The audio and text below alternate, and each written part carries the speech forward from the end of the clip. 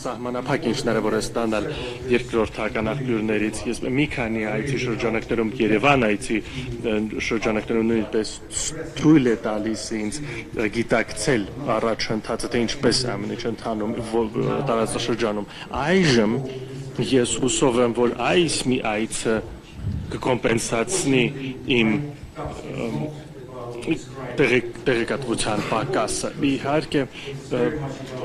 իմ հոդվածը չի նկարագրում գործընթացները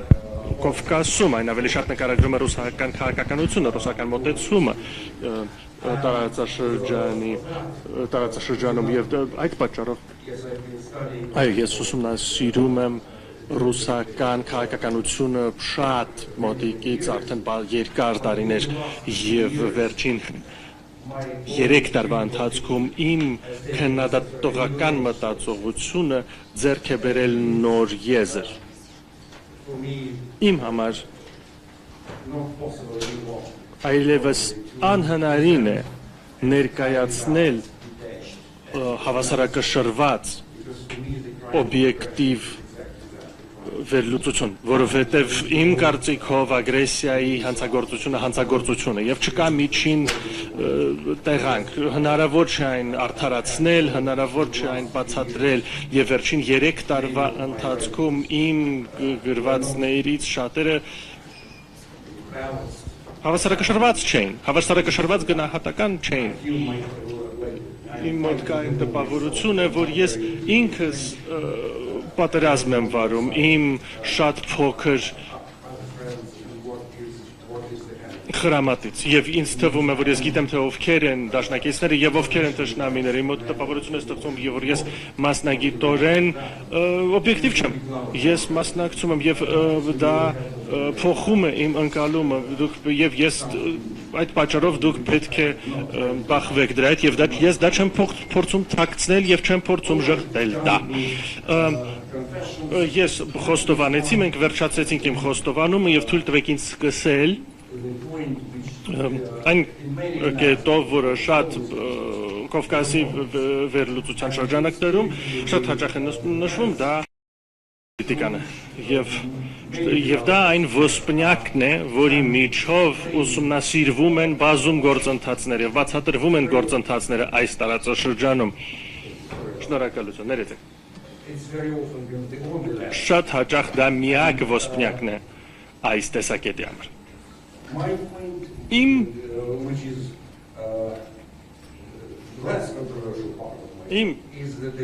ավելի քիչ ոչ միանշանակ, ավելի միանշանակ մոտեցումը իհարկե գեոպոլիտիկան կայուն է, աշխարհագրությունը մնում է կայուն, այն քիչ կայուն մնացող բաներից է, բայց Կովկասը ցույց է տալիս մեզ, թե ինչքան իրականում աշխարհագրությունը կարող է փոխվել, ինչքան արագ է փոխվում ուժերի հավասարակշռությունը, թե ինչպես է դա, ինչքան արագ կարող են փոխվել երկրաքաղաքական, աշխարհաքաղաքական, միգրացիայի հոսքերը եւ առևտրի հիմնական ուղիները, թե ինչքան փոփոխելի են նրանք եւ ինքն իրանով դա շատ հետաքրքիր որակ է, բայց դա ոչ միանշանակ չի, ինչը ոչ միանշանակ է իմ աշխարհաքաղաքական պրոֆիլի շրջանակներում Կովկասի համար վերջին 10 տարվա ընթացքում աշխարհաքաղաքական պրոֆիլը նվազում է շատ մասնագետների հետ չէին համաձայնի ես կարծում եմ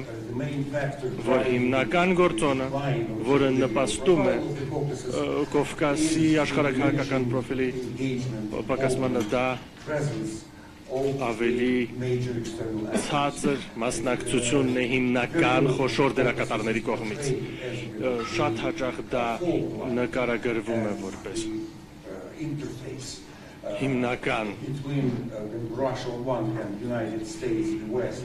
բեկման կետը Ռուսաստանը, Չինաստանը, Թուրքիան, Արևմուտքը բերվում են որպես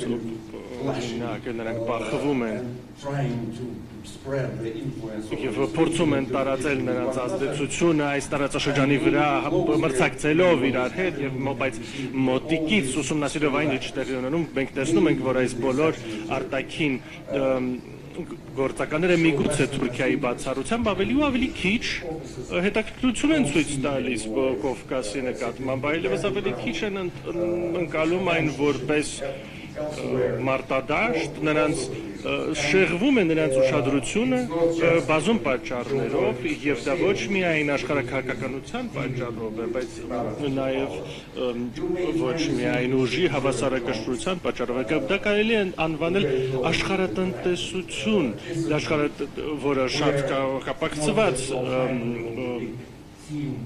թեմա է, վերջերս թեման էր կասպիական խաղը, կասպիական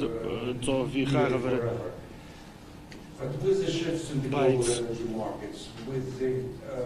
բայց շուկաների փոփոխության հետ միասին կանաչ էներգիայի փոխարման հետ ընթացքում կասպիական նավթի հոսքը մնում է այդտեղ, այն չի կորել բայց դրա շուրջը մրցակցությունը շատ քիչ է, այդ ռազմավարությունը խոշոր խաղացողների ռազմավարությունը ցույց է տալիս, որ թվում է թե Սև ծովի թատրոնը ավելի շատ միջին արևելքի թատրոն է, իսկ կասպիական թատրոնը իհարկե նույնպես դառնում է միջին արևելքի թատրոն, բայց եւ նրանք այդտեղ են, դա հնարավոր չէ հերքել, բայց ասածս ինչ է։ Այս թատրոնների մեջ մրցակցությունը իրար հետ չի բախվում, մրցակցություն տեղի չի ունենում, այն ինչ տեղի ունենում Կասպիական թատրոնում եւ Ռուսաստանը որպես դերակատար այդտեղ այն զարգացումները, որոնք տեղի ունենում Ռուսաստանի եւ Իրանի միջեւ, դրանք չեն կպնում Կովկասին։ Այն ինչ տեղի ունենում Սև ծովի թատրոնում, որը դա խոշոր թեմա է ռուս-ուկրաինական պատերազմի շրջանակներում, այո, այդտեղ կան շատ անսպասելի զարգացումներ, բայց դրանք չեն ներառում Կովկասը անուղղակիորեն։ Այսինքն այս ամեն ինչի շրջանակներում, այս աշխարհակահաղական չափումների շրջանակներում Կովկասի ներկայությունը սկսում է կորել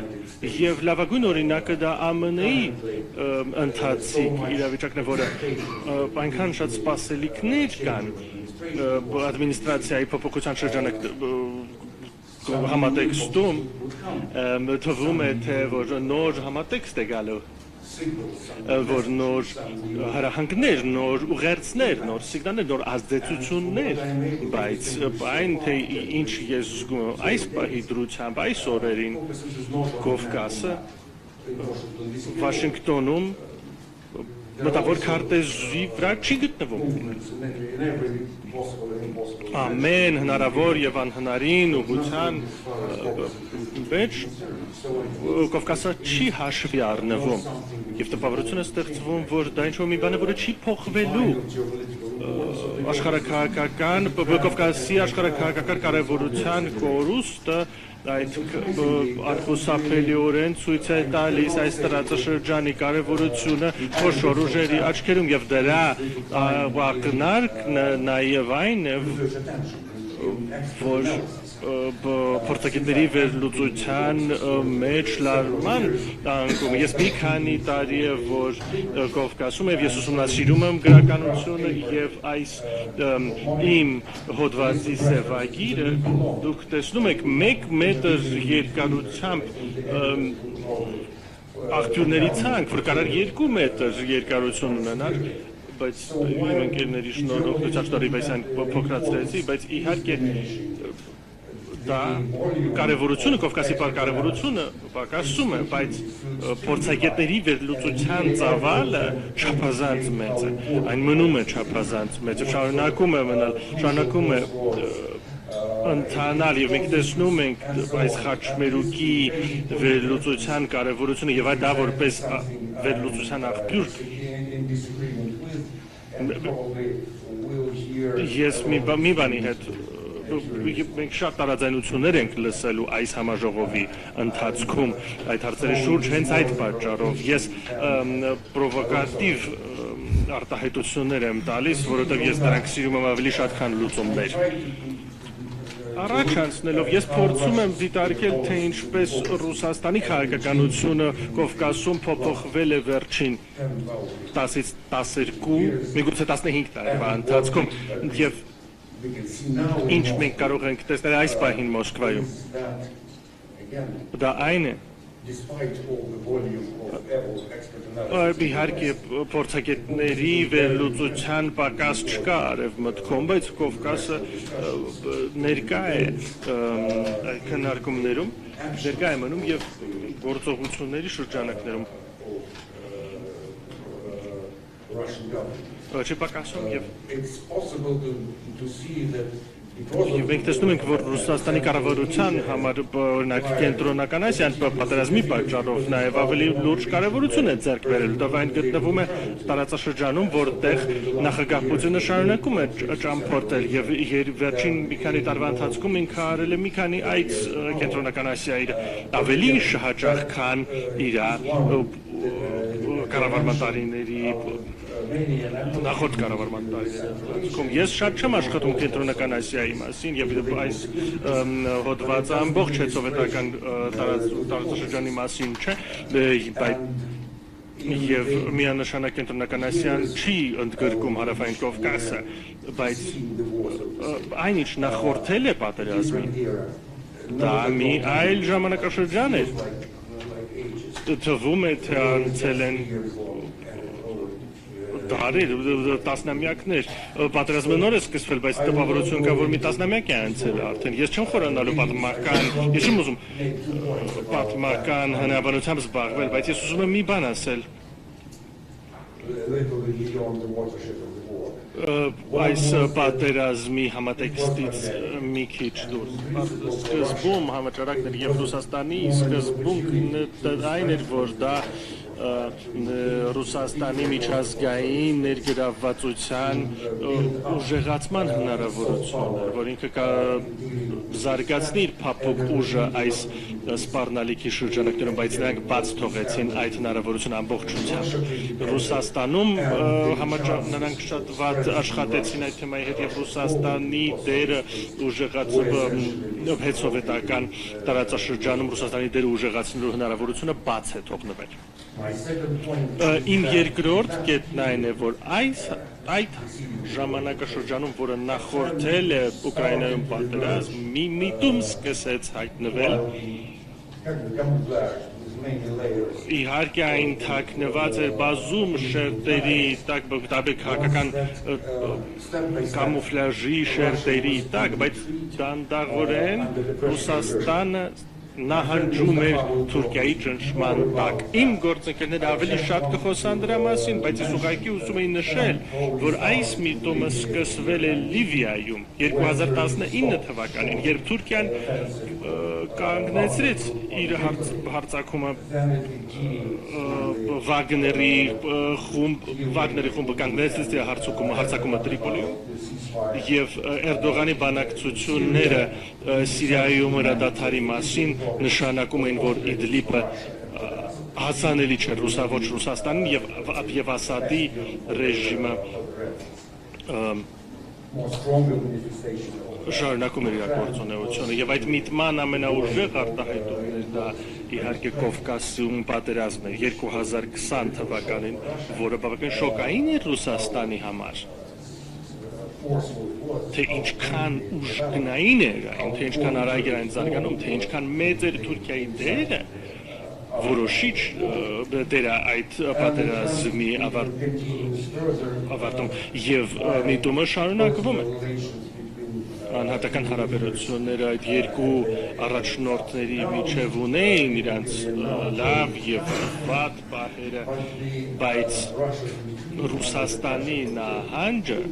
Թուրքիայի ճնշման տակ իմ կարծիքով դա մի բան է, որը մենք պետք է միանշանակ հաշվի առնենք մինչև ուկրաինական պատերազմի սկիզբը, որը տեղի ունեցել թվում է թե տասնամյակներ առաջ երկար պատերազմը եւ դա իհարկե շատ է ազդում ռուսական քաղաքականության վրա այն շատ բան է փոխում այն լիքը բան է փոխել եւ շարունակում է լիքը բան փոխել ռուսական միջազգային դիրքորոշման մեջ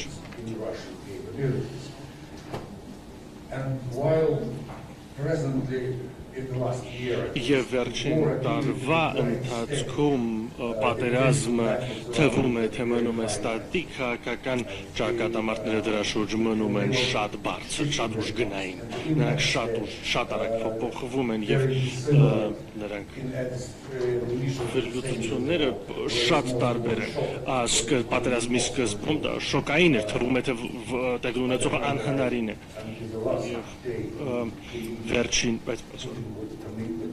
Ես մինչև վերջին օրը չի հավատում, որ Պուտինը կարող է այդ սխալը գործել։ Չնայած որ դրա բոլոր փաստարկները կային։ Եվս մեկ անգամ ասեմ, որ դա իմ թերացումներից էր։ Առաջին պատերազմի շոկը, որը շոկային էր ոչ միայն հետխորհրդային տարածքի համար եւ Ուկրաինայի համար առաջին հերթին, բայց ողջ միջազգային աշխարհակարգի համար եւ մենք տեսանք առաջին իսկ արձագանքը ՄԱԿ-ի գենասամբլեայի եւ մենք տեսանք թե ինչպես ուժգնորեն դապարտվեց ագրեսիան սկզբնական շոկը կայանում էր նրանում, որ Ռուսաստանը ի վերջո իրագործեց գերակշռող ուժ, Ռուսաստանը, որը ռազմական գերուժ է եւ հանկարծ այդ մյութոսը իջիկ դարձավ մի քանի ամիս հետո։ Երբ մենք տեսանք, որ վայրագությունների եւ բռնության ընթացքը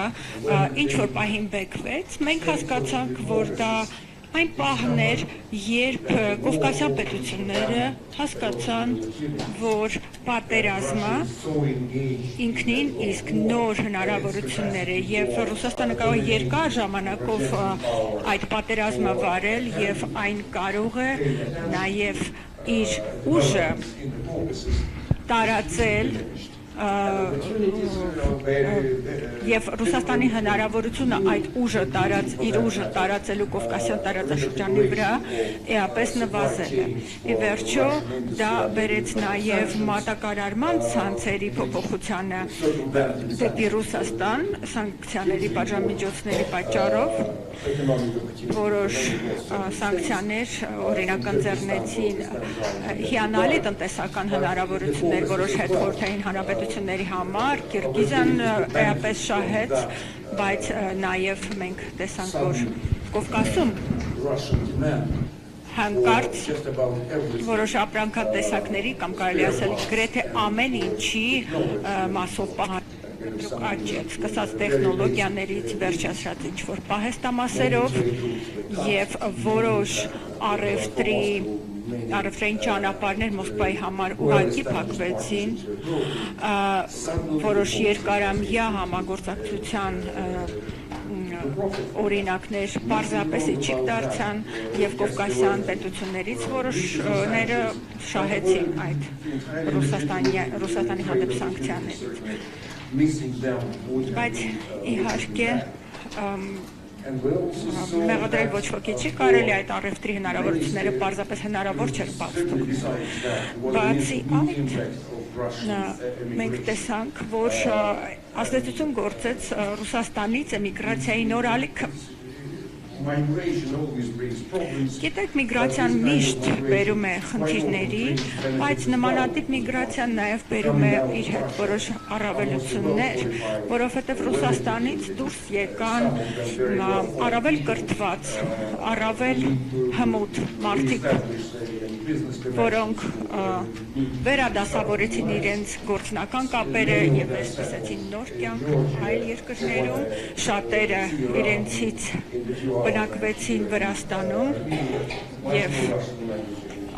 ասեմ ձեզ, որ ես մի քանի ժամի եմ, բայց արդեն ռուսերեն եմ շատ լսել և ռուսալեզուներին եմ շատ լսել։ Բացի այդ, մեծ ազդեցություն գործեց նաև այսպես կոչված մանևրելու նոր ազատությունը։ Եվ հնարավորությունը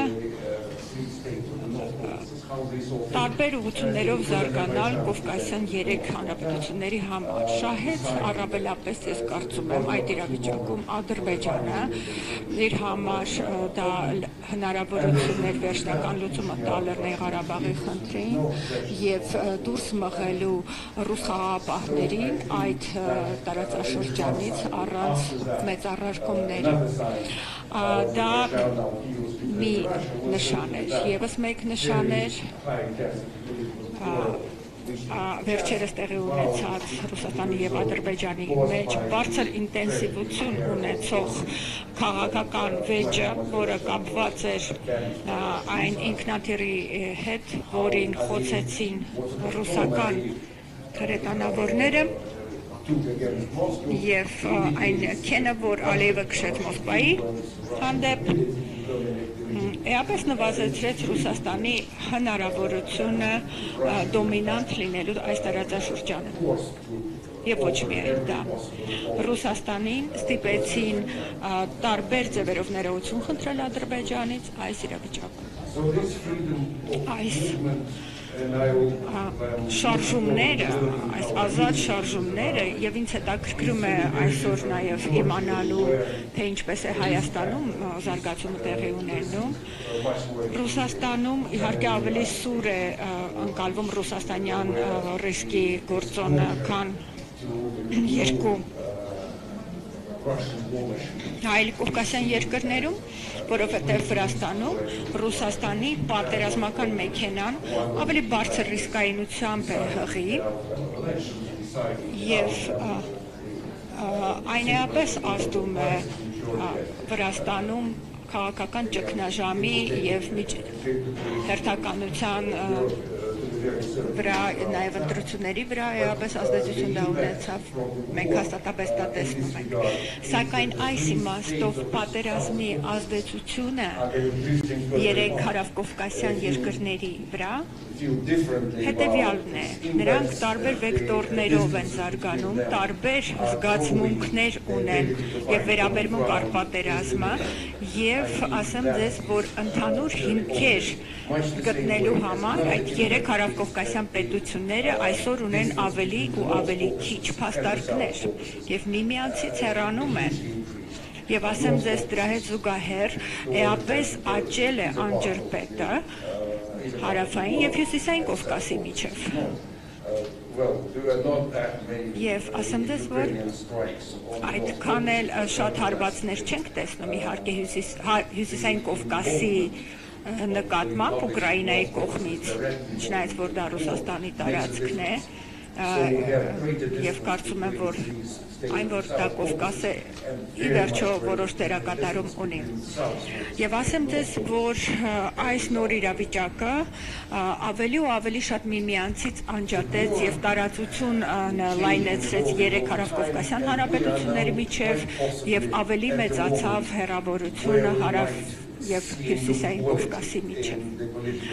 Պատերազմը բերում է նոր ընկալումներ առայն թե ինչ է նոր հավասարությունը այսօրվա աշխարհում եւ դրանով է պայմանավորված պատերազմի, եթե ոչ թե ամբողջապես դադարումը, այլ պաուզան պատերազմային գործողություններում։ Եվ այսօր քաղաքական դեպատներում ի վերջո պարզ չէ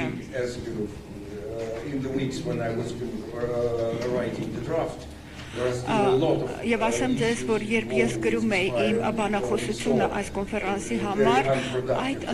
շաբաթվա ընթացքում էլ մենք տեսանք շատ զարգացումներ, մենք տեսանք ընդհանրապես ոչ արգասաբեր հեռախոսազրույց Պուտինի եւ Տրամփի միջև, այնուամենայնիվ կարծում եմ, որ խելամիտ կլինի ասել, որ հնարավոր է, որ լինի դադար պատերազմ եւ եկեք տեսնենք, թե ինչ այն կբերի։ Շատ իմաստներով դժվար է ակնկալել դրականը եւ կարող ենք ասել, որ 3 տարվա պատերազմի ընթացքում իմ ինստիտուտը եւ շատ այլ մտավոր կենտրոններ երկար են մտածել, վերլուծել եւ փորձել ինչ որ ձև պատկերացնել այն ճարտարապետությունը, որը կլինի հետ պատերազմյան շրջանում։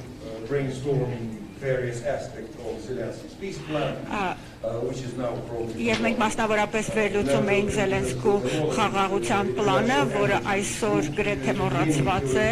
վերլուծում էինք ընտրությունները շատ եվրոպական եւ գլոբալ գործընկերների մոտ, այդ գործոնն էինք փորձում հաշվարկել եւ մեդիայի կողմից այն ուշադրությունը, որին արժանանում էին այդ ընտրությունները, բայց ամենակարևորը իհարկե խաղաղությունն է, խաղաղություն արդար հիմունքներով։ Իսկ այսօր մենք տեսնում ենք, որ ի վերջո ձևավորվում է ոչ այնքան խաղաղություն, ոչ այնքան արդար խաղաղություն, որը շատ հեռու է խաղաղության մասին մեր պատկերացումներից եւ շատ հեռու է մեր սպասելիքներից։ Եվ եթե արդար եւ կայուն խաղաղությունը հնարավորություն կտար մտածելու, որ Եվրոպայի անվտանգության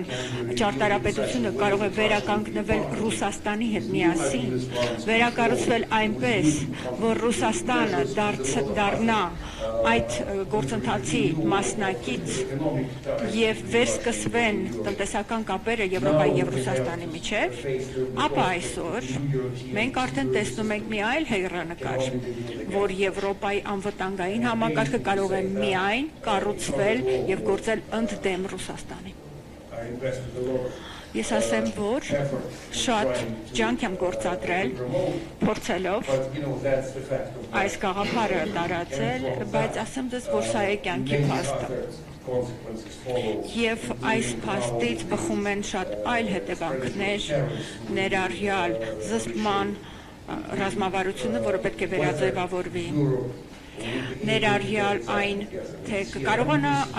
արդյոք Եվրոպան միացյալ ձևով հանդես գալ, որովհետև մենք այսօր տեսնում ենք աննախադեպ պառակտումներ քաղաքական մակարդակում Եվրոպայում, ամեն համաժողովից հետո, ամեն հանդիպումից հետո մենք դա տեսնում ենք։ Եվ այստեղ ավելի ու ավելին ամրապնդվում այն կարծիքները, որ Եվրոպայի ռազմավարական ինքնավարությունը կարող է խախտվել, բայց ասեմ ձեզ, որ այս քաղաքական իրողության մեջ մենք այնուամենայնիվ փոքր հույս տեսնում ենք, որոնք են Կովկասի հետևանքները։ Իդեպ կարծեմ 3 րոպե դեռ ունեմ, ժամանակի մասին հիշում եմ։ Որոնք կարող են լինել հետևանքները Կովկասի համար։ Այս նոր իրավիճակում իհարկե Ռուսաստանի համար հիմնական խնդիրը կմնա այս նոր էներգիայով լցված Եվրոպայի հետ հակադրությունը եւ նոր վերազինված Ուկրաինայի հետ հակամարտությունը, որովհետեւ մենք տեսանք, որ մարտական հնարավորությունները Ուկրաինայի եւ նրա պատերազմելու ունակությունը դեռ շարունակական է։ Ռուսաստանը նույնպես ձգտում է վերակառուցել իր տնտեսությունը, այնպես որպեսզի վերականգնի իր զինված ուժերը, որոնք այսօր դեգրադացված վիճակում են, հանցային էլեմենտներով լի են եւ շատ հեռու են այն մարտական ուժից, որ Ռուսաստանը ուներ դեռ 3 օր առաջ։ Բայց այս իրավիճակում, երբ ոչ պատերազմ է, ոչ խաղաղություն, շուտով դա կլինի, մենք տեսնում ենք արդեն տարածվող վտանգը Ռուսաստանի կողմից դեպի Եվրոպա, ոչ միայն դեպի Ուկրաինա, եւ այստեղ արդեն Ռուսաստանի կառավարությունը տարբեր ներքին եւ արտաքին ճնշումների հետևանքով պետք է փորձի իր ուժը գործադրի այնպես, որ ինչ-որ տեսակի հաղթանակ, ինչ-որ տեսակի հաջողություն այն ստանա։ Եվ այստեղ ամենահեշտ ձեռքբերումը կլիներ Վրաստանը։ Հաստատ Վրաստանը այդ մասին տեղյակ է եւ պարզ է, որ այստեղ եթե Վրաստանը որպես տրոֆեյ Ռուսաստանը վերցնի, ապա ոչ Եվրոպան, ոչ Ամերիկան առարկություններ չեն ունենա։ Հիշեցնեմ, որ such a, not only wounds for Georgia. Աբխազիան այն վերքն է, որը չի մոռանում ոչ միայն Վրաստանը, այլև Ռուսաստանը։ Եվս մեկ խնդիր այս տարածաշրջանում, որտեղ պետք է սևեռենք մեր ուշադրությունը, դա Չեչնյան է, որտեղ Ռամզան Կադիրովը ակնհայտ պատերազմի շահառու է, նա էապես ուժեղացրել է իր ռազմական կարողությունները եւ իր զորքերը, ինչպես գիտենք, ունեցել են մարտական փորձ առանց էական կորուստների եւ դա թույլ է տվել Չեչնիային եւ իր ղեկավարին կառուցել իր նոր վստահությունը, բայց դա նշանակում է նաեւ, որ Չեչնիան նոր կարողություններ է աճեցրել, որ կցանկանա ինչ որտեղ կիրառել։ Դա էլ է որոշակի ռիսկ Չեչնիայի մասով։ Իմ վերջին նկատառումներից մեկը շատ իրարամերժ նկատառում է, այն վերաբերում է Ռուսաստանի իմպերիալիզմի եւ կոլոնիալիզմի մասին նարատիվին, որը իհարկե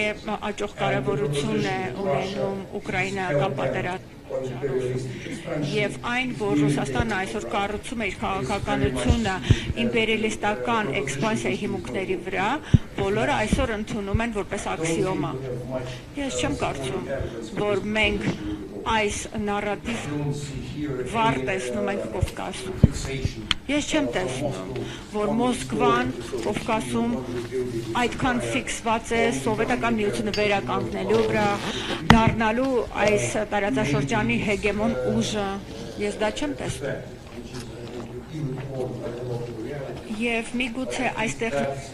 շատ ձևավորվում է դեպության հիման։ Փորձեմ ավելի ու ավելի շատ արծարծել իմ վերջին ինչ ուզում եմ ասել այս պրեզենտացիայի մեջ